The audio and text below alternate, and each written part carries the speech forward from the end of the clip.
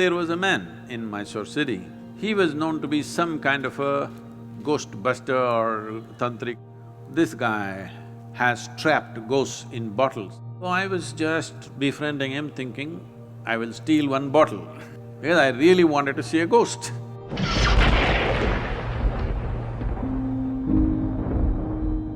Sadhguru, you were talking about stories. So we were conversing and, we were agreeing that when we were growing up, some of the best stories that we used to hear from, family people or grandparents or friends, senior people, would be the ghost stories. And, somehow, you small, kids, we love to get scared. Still they want to hear that ghost story. It's one of their favorite things, amongst all stories. Do you have any ghost story from your experiences of traveling in the mountains?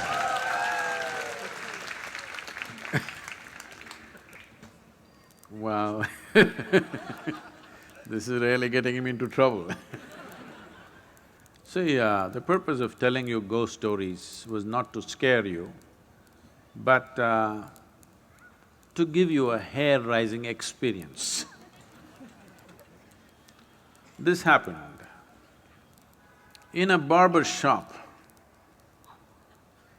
in Louisiana state. The whole place was filled with all kinds of horror comics and ghost stories and all kinds of things, only that.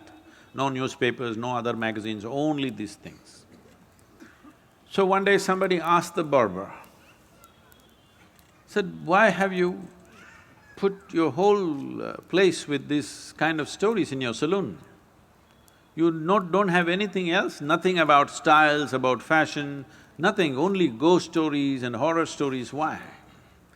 He said, "See, for my profession, if somebody's hair is standing, it makes it much easier."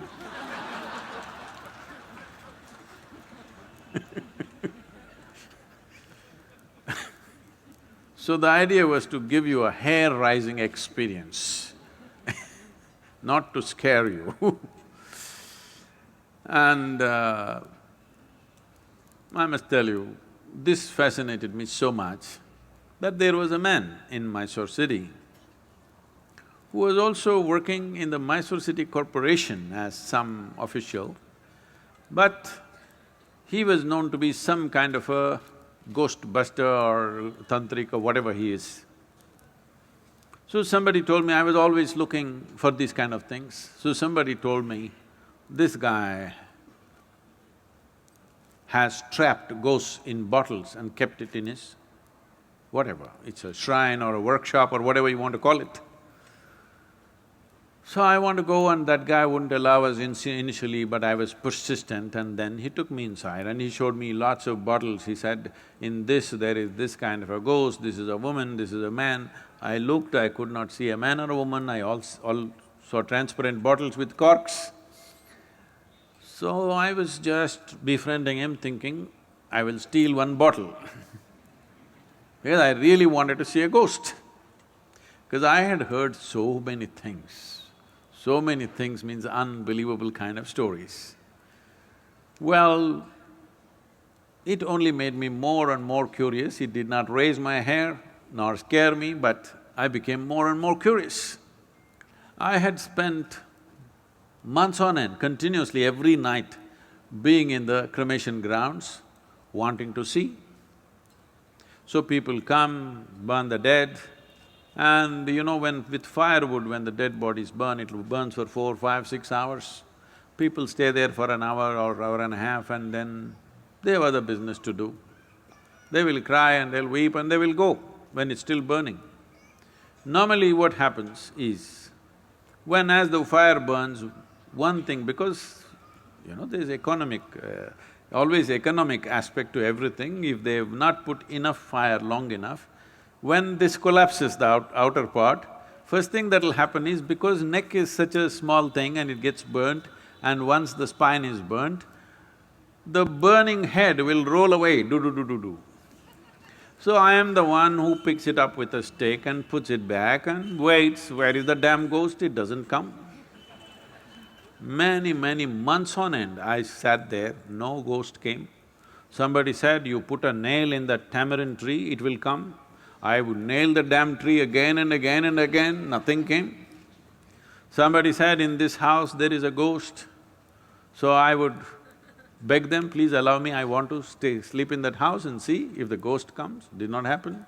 So I went to this guy, and when they said specifically it's in the bottle, I wanted to steal a bottle. But he was very protective about his bottles So I didn't see anything coming out, but he showed me one thing. He made an elaborate design with rice flour.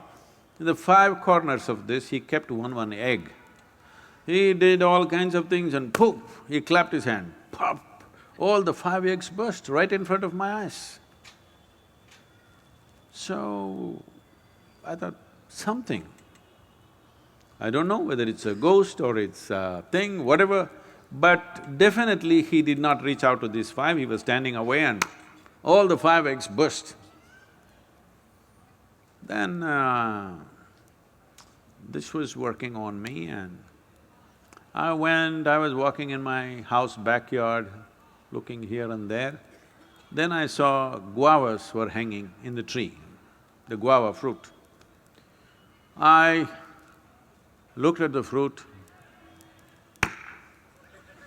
fell. I thought, what? I did it again and again, the fruit fell. Then I brought my friends and just, you idiots, watch this. Talk, fruit fell. They said, what? Not once, 5, 10 times I did so that it's not an accident. But then, in about 3 days' time after I did this, a revulsion, I've never experienced it ever in my life because I've never stepped into those areas. A kind of revulsion went through my entire body that I knew that I had done something very fundamentally wrong. Never again. I said, you want the guavas? Go up and get it. You want anything in your life, go and get it. These kind of things we will never again do. So, I realized something is fundamentally wrong, use your energies like that. So what is a ghost? All of you are ghosts with a body. Those who are walking and sitting, everybody, you are ghosts with a body. But suddenly somebody lost their body and you think they are something horrible. Why? They're just like you, they just lost the body. Is it true that you gathered the body over a period of time? Suppose, let's say you had lost control over how much you eat and you became this big, and then you came to yoga program and whatever, and slowly you shrank into half your size. Does it mean to say half of you has become a ghost? Hello? So if somebody lost the body, 50, 60 kilograms of planet that we have picked up and made into this, if they put it back, is that a ghost? Then you are also a ghost with a body, isn't it? So this abnormal way of looking at life, that just because somebody lost their body, they've become something evil, something fearful, something terrible, is a very abnormal way of looking at life. The nature of life is such that whether… See, right now, this is something you must look at this, not intellectually, really experientially. You're breathing, all of you, are you? Hello? I'm just checking. Hello? You're breathing.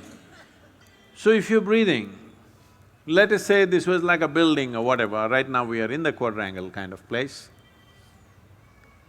So there is life here that you're breathing. You may call it air, but it's actually life, because if I take away this will go. Yes? Your life will go. It's only in this transaction, life is happening, isn't it? So it's not just about air, oxygen, this, that. This is a living cosmos. You are like a little bubble, you captured a little bit of life. You know, did you blow soap bubbles when you were young at least? So when you blew your soap bubble, you got this big bubble, I got that big bubble, let us say. We were looking at this, oh, this is my bubble, this is your bubble. Then they went poop. When they go poop, You don't say, this is my air, this is your air, isn't it? This is just like that. This is just a bubble. You captured a certain amount of life and it's functioning in a certain way. When this bubble bursts, there's no such thing as your life and my life. Well, you may not break the entire bubble, you may break the outer surface of the bubble and the inner surface of the bubble may still remain. Just because the outer peel has dropped off, do you call that a ghost?